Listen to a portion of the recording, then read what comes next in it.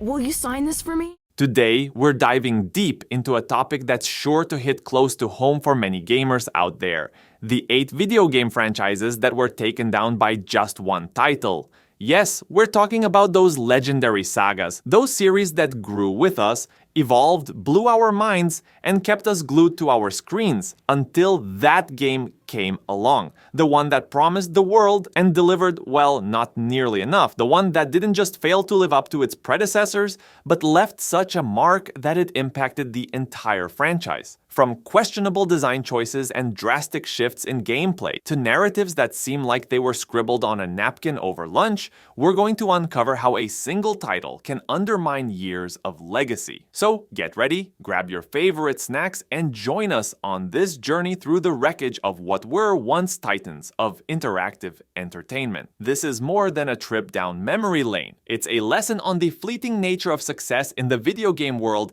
and how a titan can fall with just one misstep.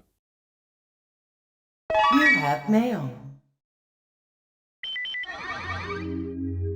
Kicking off our list at number 1, let's talk about the prehistoric panic that is Dino Crisis. Add my voice to the chorus of those yearning for a revival of this dino-centric series. The original Dino Crisis roared onto the scene as a thrilling twist on the Resident Evil formula, swapping zombies for velociraptors in a masterstroke of survival horror. Its sequel, Dino Crisis 2, ramped up the action with arcade-style gameplay, delivering a heart-pounding horror adventure that's criminally underrated even today. Honestly, the mere thought of remastering either game sends shivers down my spine in the best way possible. But then, there was Dino Crisis 3. Oh boy. To say it was a disappointment is an understatement. This installment is infamous for its atrocious camera work, quite possibly the worst in the annals of 3D gaming. This wasn't just a minor hiccup. Dino Crisis 3 was, for vast stretches, virtually unplayable. The few segments you could navigate and actually see were so poorly executed, they left players wishing for the sweet mercy of blindness. Dino Crisis 3's failure wasn't just a stumble. It was a plummet from grace that single-handedly buried a franchise that had once shown such promise. It turned what could have been a triumphant trilogy into a cautionary tale of how not to evolve a video game series. Truly a stark example of how one misguided entry can tarnish the legacy of a beloved saga. Next up on our list is Star Fox Zero, a title that aimed to soar through the stars but ended up crashing down to Earth with a resounding thud. This game, meant to be a triumphant return for Fox McCloud and his team, instead serves as a cautionary tale of innovation gone awry. Star Fox Zero attempted to leverage the unique dual-screen functionality of the Wii U, requiring players to split their attention between the TV and the Wii U gamepad. The idea was to immerse players more deeply into the game's space combat by using the gamepad's gyroscopic features for aiming, while the TV displayed the broader action. In theory, it sounded like a groundbreaking way to enhance gameplay depth and precision. In practice, however, it turned into a logistical and ergonomic nightmare. Players found themselves in a constant battle, not just against Andross's forces, but against the game's controls. The necessity to constantly shift focus from one screen to another, often in the heat of battle, was disorienting and detracted from the game's overall enjoyment. This game serves as a clear example of how a well-intentioned gameplay mechanic can backfire, significantly affecting a game's reception and leaving a dent in the legacy of a beloved franchise. For sharper shooting, use your motion control!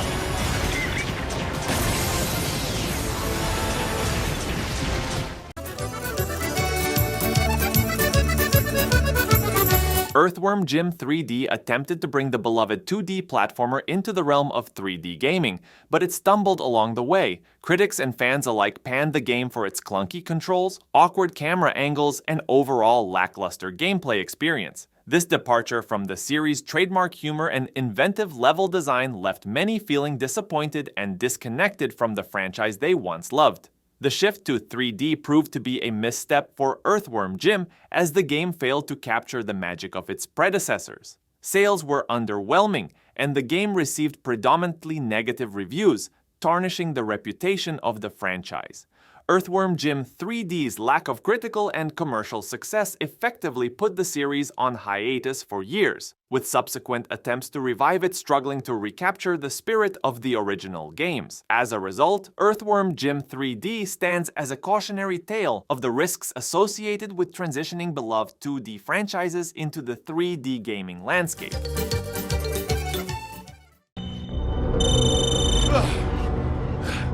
Dead Rising 4 attempted to breathe new life into the popular zombie-slaying franchise, but instead stumbled into a horde of criticism.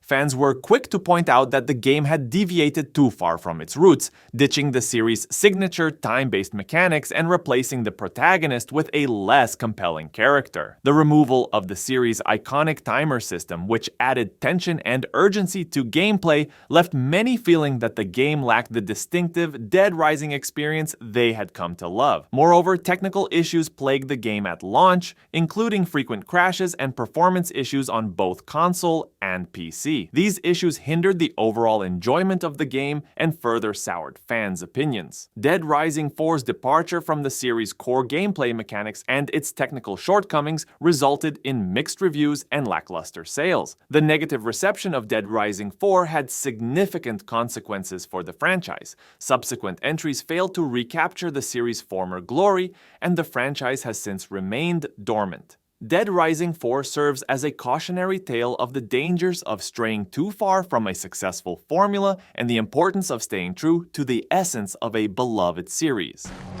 All right. This goes well, you get the next one. Fist bump.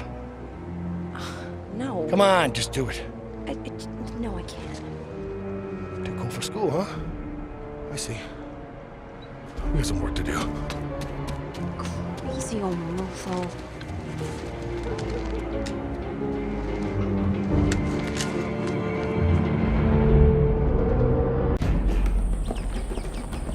Golden Axe. Beast Rider aimed to revive the classic hack-and-slash franchise but fell short of expectations. The game received criticism for its repetitive gameplay, lackluster combat mechanics, and uninspired level design. Fans were disappointed by the departure from the series' traditional side-scrolling format and iconic characters. Additionally, technical issues and poor optimization further marred the experience, resulting in lackluster sales and negative reviews. Golden Axe, Beast Rider's failure to capture the essence of the original games effectively halted the franchise's momentum, leaving it dormant for years. It serves as a cautionary example of the challenges of revitalizing classic franchises without staying true to their core elements.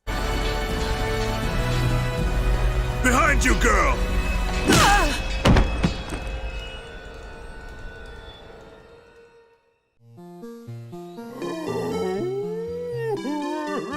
Donkey Kong Country Tropical Freeze received critical acclaim for its challenging gameplay and stunning visuals. However, despite its positive reception, the game fell short of meeting Nintendo's sales expectations.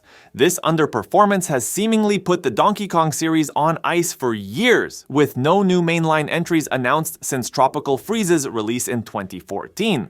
Despite its quality, Tropical Freeze's lower-than-expected sales have led Nintendo to focus on other franchises, leaving Donkey Kong fans eagerly awaiting news of a potential revival. The game's commercial performance has left a lingering uncertainty about the future of the series, despite its undeniable quality and appeal to fans of the classic franchise.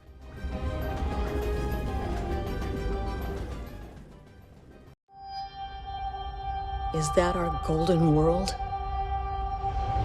Mass Effect Andromeda was highly anticipated but ultimately disappointed fans and critics alike. The game suffered from numerous technical issues at launch, including facial animations and graphical glitches, which tarnished its reputation from the start. Additionally, the writing and character development fell short of the high standards set by previous Mass Effect titles, leaving players feeling disconnected from the story and its cast. Moreover, Andromeda failed to recapture the magic of the original trilogy's narrative depth and player choice, resulting in a lackluster experience for many fans. Combined with its underwhelming critical reception and lukewarm sales, the game's shortcomings dealt a significant blow to the Mass Effect franchise. The aftermath of Mass Effect, Andromeda saw the cancellation of planned DLCs and the shelving of future installments, effectively putting the series on indefinite hiatus.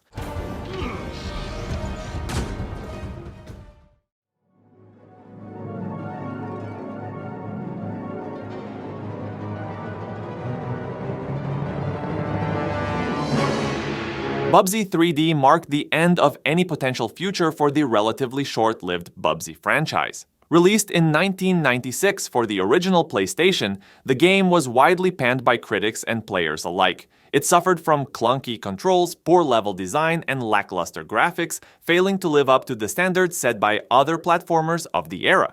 Despite the franchise's modest success with earlier titles, Bubsy 3D's critical and commercial failure effectively sealed the series' fate. The game's poor reception not only tainted the Bubsy brand, but also discouraged any further attempts at revival or continuation.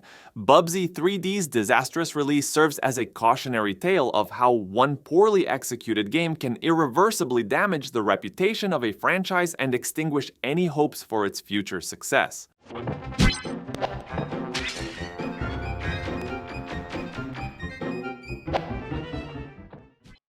And that's our wrap for today, folks. We've delved into the demise of some iconic video game sagas, but the conversation doesn't end here. We want to hear from you. Drop your thoughts in the comments section below. Which games do you think single-handedly killed off their franchises? We're eager to hear your opinions and insights. Until next time, keep the discussion going and keep gaming. See you in the comments.